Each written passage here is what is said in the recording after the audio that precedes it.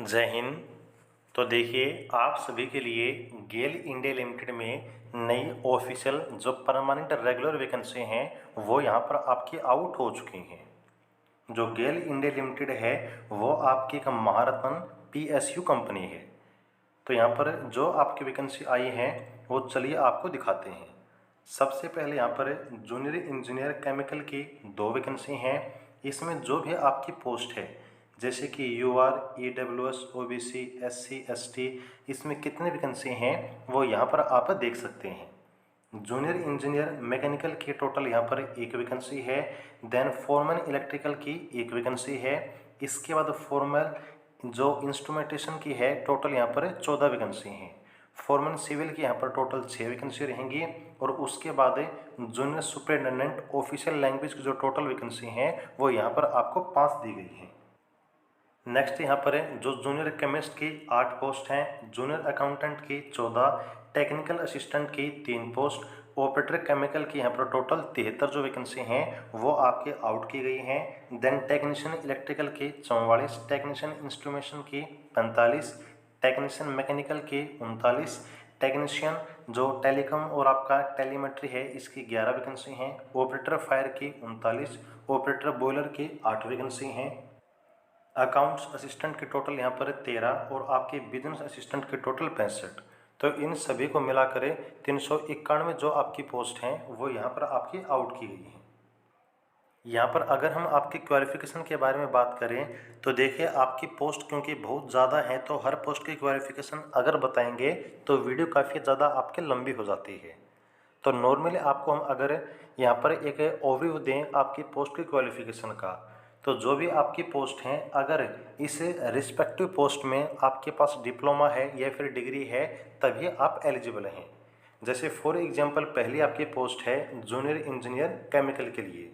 तो इसमें यहाँ पर देखिएगा जो आपकी क्वालिफ़िकेशन है वो आपके पास डिप्लोमा होना चाहिए इंजीनियरिंग का, किसमें, या तो केमिकल में या फिर पेट्रोकेमिकल में, केमिकल टेक्नोलॉजी में या फिर पेट्रोकेमिकल टेक्नोलॉजी में कम से कम 60% मार्क्स के साथ तभी आप एलिजिबल होंगे। लेकिन साथ में याद रखिएगा कुछ पोस्ट का यहाँ पर आपका जो एक्सपीरियंस है वो भी मांगा गया है। जैसे कि यहाँ पर इस पोस्ट के लिए आपका कम से कम 8 साल का जो केमिकल डिसिप्लिन लाइन का एक्सपीरियंस है वो आपके पास होना चाहिए। इसके बाद यहाँ पर जो नेक्स्ट आपकी पोस्ट है इसमें भी क्वालिफिकेशन जूनियर इंजीनियर मैकेनिकल के लिए डिप्लोमा आपका रिस्पेक्टिव जो है डिसिप्लिन में, और यहाँ पर भी 8 साल का एक्सपीरियंस। नेक्स्ट फॉरमैन इलेक्ट्रिकल के लिए डिप्लोमा और यहाँ पर 2 साल का एक्सपीरियंस। इसके बाद यहाँ पर फॉरमैन इंस्ट्रूमेंटेशन में आपका इंजीनियरिंग का डिप्लोमा और 2 साल का जो एक्सपीरियंस है वो आपका मांगा गया है। इसके बाद फॉरमैन सिविल के लिए सिविल में आपका इंजीनियरिंग डिप्लोमा और 2 साल का एक्सपीरियंस। इसके बाद यहाँ पर नेक्स्ट जो आपकी पोस्ट है इसके लिए जो क्वालिफिकेशन है जूनियर सुपरिटेंडेंट ऑफिशियल लैंग्वेज के लिए, इसमें 3 साल की जो बैचलर डिग्री है विद हिंदी आपके पास होनी चाहिए और इंग्लिश भी आपका जो सब्जेक्ट है ग्रेजुएशन में वो होना चाहिए। और यहाँ पर भी देखिए 30 साल का जो ट्रांसलेशन का एक्सपीरियंस है वो भी आपसे यहाँ पर मांगा गया है। इसके बाद यहाँ पर नेक्स्ट पोस्ट है जूनियर केमिस्ट की। इसमें आपके पास एमएससी होनी चाहिए केमिस्ट्री में और जो आपका 2 साल का एक्सपीरियंस है वो भी आपके पास होना चाहिए। नेक्स्ट आपकी पोस्ट है जूनियर अकाउंटेंट की। इसमें आपके पास इंटरमीडिएट आपने कर रखा है या फिर आपके पास सीए है तब आप एलिजिबल हैं, या फिर आपके पास एमकॉम की मास्टर डिग्री है तो भी आप एलिजिबल हैं। साथ में 2 साल का एक्सपीरियंस आपका कंपलसरी है। नेक्स्ट पोस्ट है टेक्निकल असिस्टेंट लेबोरेटरी। इसमें आपके पास बीएससी डिग्री होनी चाहिए विद केमिस्ट्री और 1 साल का क्वालिटी कंट्रोल लेबोरेटरी का एक्सपीरियंस होना चाहिए।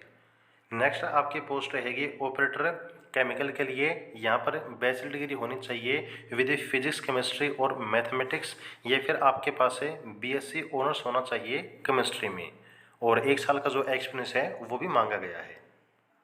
नेक्स्ट है टेक्नीशियन इलेक्ट्रिकल। यहाँ पर देखिए आपके पास जो आईटीआई है वो होनी चाहिए तब आप एलिजिबल होंगे और 2 साल का जो एक्सपीरियंस है वो भी होना चाहिए।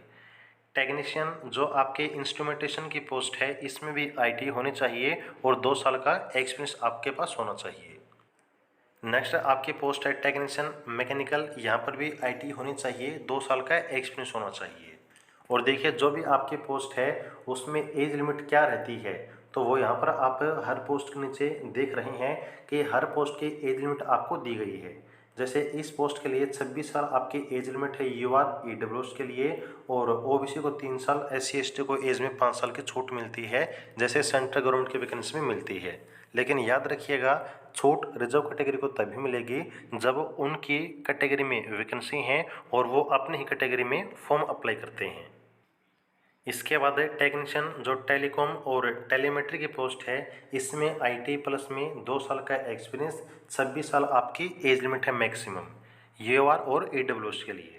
ऑपरेटर फायर के लिए जो आपकी क्वालिफिकेशन है इसमें +2 और यहाँ पर 6 साल का जो फायरमैन का ट्रेनिंग का कोर्स है वो होना चाहिए, या फिर आपके पास जो ड्राइविंग का हैवी व्हीकल का लाइसेंस है वो होना चाहिए, तब आप यहाँ पर एलिजिबल होंगे इस पोस्ट के लिए। इसके अलावा 2 साल का यहाँ पर जो एक्सपीरियंस है वो आपसे मांगा गया है। नेक्स्ट है यहाँ पर ऑपरेटर बॉयलर, इसमें भी आपके 26 साल मैक्सिमम एज लिमिट है। सैलरी का जो पे स्केल है वो यहाँ पर आप हर पोस्ट का साइड में नीचे देख सकते हैं। क्वालिफिकेशन आपके आईटी होनी चाहिए, या फिर आपके पास है पीसीएम में बैचलर डिग्री होनी चाहिए बीएससी, और 1 साल का एक्सपीरियंस होना चाहिए आपके पास। नेक्स्ट है यहाँ पर अकाउंट्स असिस्टेंट, इसमें 26 साल एज लिमिट है मैक्सिमम आपकी, बीएससी डिग्री आपके पास होनी चाहिए यानी कि बीकॉम होना चाहिए, और यहाँ पर जो आपकी कंप्यूटर की नॉलेज है एप्लीकेशन की, जैसे कि MS Office Excel PowerPoint की वर्ड की, वो होनी चाहिए, और 1 साल का फाइनेंस या फिर अकाउंट्स डिपार्टमेंट में आपके पास एक्सपीरियंस होना चाहिए। नेक्स्ट है आपके पास है जो लास्ट पोस्ट है बिजनेस असिस्टेंट के, यहाँ पर भी आपके पास है अगर बीबीए यानी कि बिजनेस एडमिनिस्ट्रेशन में आपके पास डिग्री है, बीबीएस बीबीएम विद कम से कम 55% मार्क्स के साथ और 1 साल का एक्सपीरियंस, तब यहाँ पर आप वैकेंसी के लिए एलिजिबल होंगे। तो ये आपके हर पोस्ट की जो क्वालिफिकेशन है वो आपको मैंने बता दी है। और इसमें एक स्पेशल चीज़ आपको बता देते हैं कि जैसे कि किसी के पास डिग्री है, किसी के पास डिप्लोमा है, तो वो सिर्फ आपका जिन्होंने रेगुलर कर रखा है ना, सिर्फ वहीं आपके एलिजिबल हैं। अगर फॉर एग्जांपल मान लीजिए किसी ने अपनी डिग्री है, डिप्लोमा है, वो डिस्टेंस से कर रखा है, तो वो इस फॉर्म को अप्लाई ना करें, क्योंकि यहाँ पर सिर्फ जो रेगुलर कोर्स है वहीं आपका मान्य होगा। और टेबल 2 में जो आपको एक्सपीरियंस हमने बताया हर पोस्ट का, किसी का 1 साल का, 2 साल का, 3 साल का, तो वो भी आपका मैंडेटरी है, उसके बिना भी आप एलिजिबल नहीं होंगे किसी भी पोस्ट के लिए। और यहाँ पर देखिएगा जो एज लिमिट है वो आपकी 7 सितंबर 2024 के अनुसार काउंट होगी, और जो एज में छूट है वो आपको मैंने बताया है कि SC ST को 5 साल, OBC को 3 साल और फिजिकल हैंडीकैप्ड को 10 साल की छूट मिलती है। इससे फॉर्म को अप्लाई करने के लिए यहाँ पर आपको बिल्कुल एक मिनिमम फीस पे करनी है 50 रुपये, और ये भी सिर्फ और सिर्फ जनरल और AWS प्लस में OBC को। जो SC ST वाले कैंडिडेट हैं उनको यहाँ पर फीस में छूट दी गई है। इस वैकेंसी के लिए फॉर्म जो है आप 8 अगस्त 2024 से लेकर 7 सितंबर 2024 तक अप्लाई कर सकते हैं। और याद रखिएगा यहाँ पर जैसे कि बहुत सारी पोस्ट हैं, और हो सकता है कि एक जो कैंडिडेट है वो एक से ज़्यादा पोस्ट के लिए एलिजिबल हो, तो सिर्फ आपको एक ही पोस्ट का फॉर्म अप्लाई करना है। Candidates can apply for 1 post only. तो ये बात आप याद रखिएगा कि चाहे आपके पास एलिजिबिलिटी एक से ज़्यादा पोस्ट की है, लेकिन आप अप्लाई एक ही फॉर्म कीजिएगा एक ही पोस्ट के लिए। और यहाँ पर जो आपकी सिलेक्शन प्रोसेस बताई गई है, इसमें जो आप एप्लीकेशन फॉर्म फिल करते हैं तो उसके नंबर के बेस पर आपके सिलेक्शन प्रोसेस डिसाइड होगी कि यहाँ पर आपका जो सिंगल अगर एग्ज़ाम होता है या फिर मल्टीपल एग्ज़ाम होता है, आपका अलग फेज में एग्ज़ाम होता है, ये डिपेंड करता है कि कितने एप्लीकेशन फॉर्म आपके फिल होते हैं। तो ये आपको फ्यूचर में जानकारी जैसे ही अपडेट होती है गेल की तरफ से, तो वो आपको हम बता देंगे। ओके, तो ये थी जानकारी। उम्मीद करते हैं कि जानकारी अच्छी लगी होगी। जैसे ही कोई नई अपडेट आएगी तो आपको बता देंगे। आगे की जानकारी के लिए जुड़े रहिएगा और चैनल सब्सक्राइब जरूर कर लीजिएगा। जय हिंद।